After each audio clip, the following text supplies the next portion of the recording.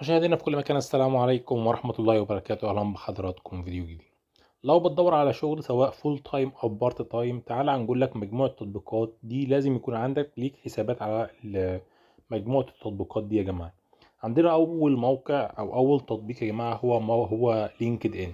لينكد إن ده يا جماعة عبارة عن شبكة تواصل اجتماعي فيها مجموعة شركات وفيها ناس كتير جدا، سواء شغالين في الصناعة، شغالين في التجارة، شغالين في تخصصات كتير جدا. زي ما انتم شايفين كده قدامكم، لازم تعمل أهم حاجة تعمل بروفايل على على التطبيقات ديت، وبتشوف من خانة جوب زي ما انتم شايفين كده، وبتكتب على التخصص بتاعك أو الحاجة اللي انت عايز تشتغل فيها، مهندس، محاسب، أي تخصص ممكن تلاقي عن طريق التطبيق ده يا جماعة فرص عمل. عندنا التطبيق اللي بعد كده، عندنا تطبيق مورجان. تطبيق مورجان ده يا جماعة برضو بتلاقي فيه عليه وظائف، ناس بتعلن عليه الوظائف المتوفرة زي ما انتم شايفين كده.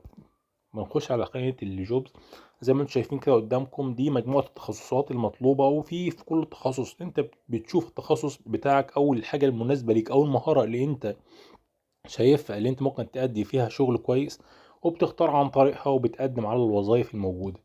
عندنا التطبيق اللي بعد كده هو تطبيق او ال اكس او دي بيزل.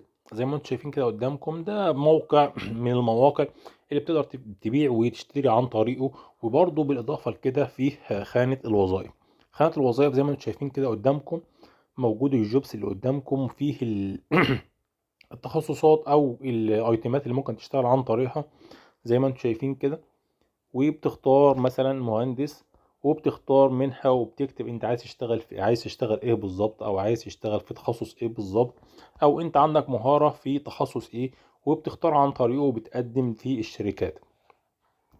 عندنا التطبيق اللي بعد كده هو اللي هو فريلانسنج. ده انت لو عندك مهارة او حد عايزك، انت بتعمل عليه البروفايل بتاعك وبتقدم على الوظائف دي. بيكون نظام بارت تايم، ممكن تشتغل من البيت، مش لازم تكون بتروح لمكان الوظيفة او حاجة زي كده.